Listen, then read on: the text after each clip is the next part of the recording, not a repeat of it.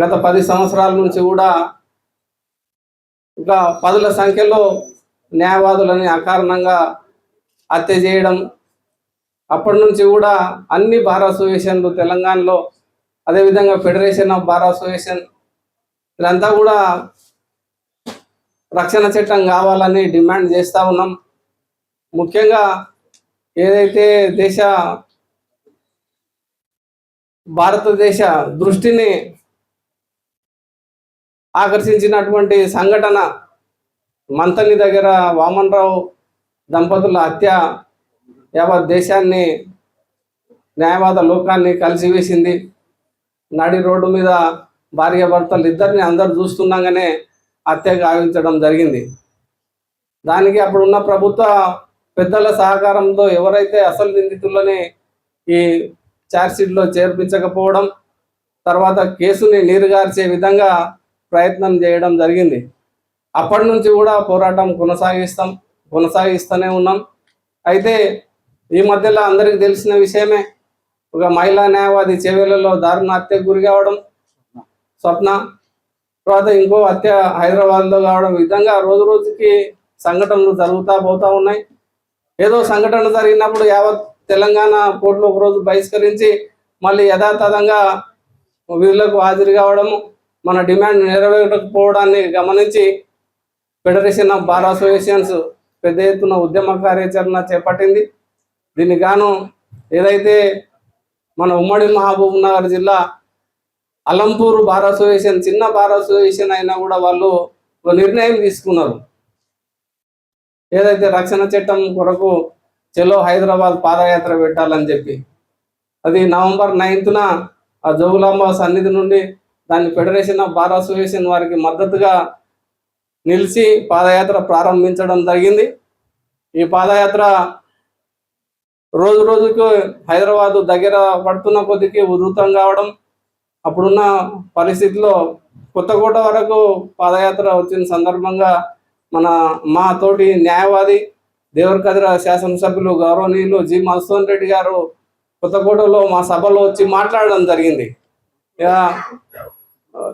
ఏదైతే మీ రక్షణ చట్టం కొరకు పాదయాత్ర స్టార్ట్ చేసినరో దాన్ని నేను ముఖ్యమంత్రి గారి దగ్గర మాట్లాడి సమస్య పరిష్కరిస్తామని చెప్పి ఆ రోజు ఒక మాట ఇవ్వడం జరిగింది. తర్వాత పాదయాత్ర మళ్ళీ కొత్తకోట నుంచి భూత్పూర్కు వచ్చిన 2 రోజుల తర్వాత భూత్పూర్ చౌరస్తాలో జరిగినటువంటి సభలో గౌరవ శాసనసభ్యులు మధుసూదన్ రెడ్డి గారు, అదేవిధంగా పాలమూరు మహబూబ్నగర్ శాసనసభ్యులు ఎన్ఎం శ్రీనివాస్ రెడ్డి గారు, అచ్చంపేట శాసనసభ్యులు డాక్టర్ వంశీకృష్ణ గారు, ఈ ముగ్గురు ఎమ్మెల్యేలు వచ్చి మేము ముఖ్యమంత్రితో మాట్లాడతాం, దీన్ని డ్రాఫ్ట్ తయారైంది, మీరు ఇక్కడే మా మాట విని మీరు ఈ పాదయాత్రను విరమించాలని మమ్మల్ని విజ్ఞప్తి చేయడం, అందరూ అన్ని బార్ అసోసియేషన్, రాష్ట్రంలో ఉన్న అన్ని బార్ అసోసియేషన్ ప్రెసిడెంట్ సెక్రటరీలతో ఆ రోజు మాట్లాడి ఏదైతే పాదయాత్ర జరుగుతున్న పాదయాత్రికులతో కూడా మాట్లాడిన తర్వాత ఆ రోజు పాదయాత్ర విరమించడం జరిగింది. కొన్ని కారణాల వల్ల స్థానిక సంస్థల ఎన్నికలు, మున్సిపల్ ఎన్నికలు రావడంలో రాష్ట్ర ప్రభుత్వం కూడా మా డిమాండ్ని కొద్దిగా పక్కన పెట్టడం జరిగింది.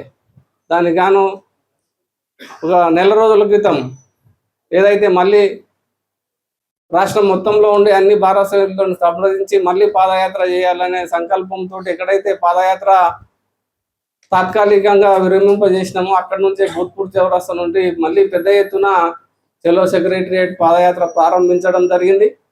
రోజు ఏదైతే ముగింపు రోజు ఫిబ్రవరి 27వ తారీఖు రోజు మేము గౌరవ ముఖ్యమంత్రి గారిని సెక్రటరియట్లో కలిసి మా కొరకు రాత్రి 11 గంటలకు టైం ఇచ్చి మా విన్నపాన్ని స్వీకరించి మాకు అష్యూరెన్స్ ఇచ్చారు. ఆ రోజు ఇది అసెంబ్లీలో ప్రవేశపెడతాం, బిల్లు తీసుకొస్తున్నామని చెప్పిన కారణంగా అంతటితో ముగించినాం. తర్వాత అందరికీ తెలిసిన విషయమే, గత వారము క్యాబినెట్ ఆమోదించింది. ఒక 3 days బ్యాకే మన అసెంబ్లీలో బిల్లు పాస్ అయింది. దీనికి గాను ఏదైతే ఈ ఉద్యమానికి సహకరించిన న్యాయవాదులు, పత్రికా మిత్రులు, అదేవిధంగా ముఖ్యంగా మన గౌరవ ముఖ్యమంత్రి యనమల రేవంత్ రెడ్డి గారికి, ప్రత్యేక ధన్యవాదాలు తెలపాలనే సంకల్పంతో ఈరోజు ఈ సభ నిర్వహించడం జరుగుతూ ఉన్నది. దీంట్లో ముఖ్యంగా పాత్ర వహించినటువంటి మన దేవరకద్ర శాసనసభ్యులు మధుసూదన్ రెడ్డి గారికి ప్రత్యేక ధన్యవాదాలు తెలియజేస్తున్నాం. అదేవిధంగా ఎన్ఎం శ్రీనివాస్ రెడ్డి గారికి, డాక్టర్ వంశీకృష్ణ గారికి, అదేవిధంగా వీళ్ళ శ్రీధర్రావు గారికి, ఏదైతే ఈ న్యాయవాద రక్షణ చట్టం కొరకు మాట్లాడినటువంటి అసెంబ్లీలో మాట్లాడినటువంటి ప్రతి ఒక్క ఎమ్మెల్యేకు, మినిస్టర్లు అందరికీ కూడా మహబూబ్నగర్ బార్ అసోసియేషన్ తరఫున ధన్యవాదాలు తెలియజేసుకుంటా ఉన్నాం. ముఖ్యంగా రాబో రోజుల్లో గౌరవ ముఖ్యమంత్రి గారికి రాష్ట్ర స్థాయిలో ఒక భారీ అభినందన సభ పెట్టాలనే ఒక కార్యాచరణ కూడా ఆలోచనలో ఉంది. దీంట్లో భాగంగానే ఈరోజు మన మహబూబ్నగర్ బార్ అసోసియేషన్లో ఈ కార్యక్రమం నిర్వహించడం, భవిష్యత్తు కార్యాచరణకు ప్లాన్ చేసుకోవడం జరుగుతూ ఉన్నది.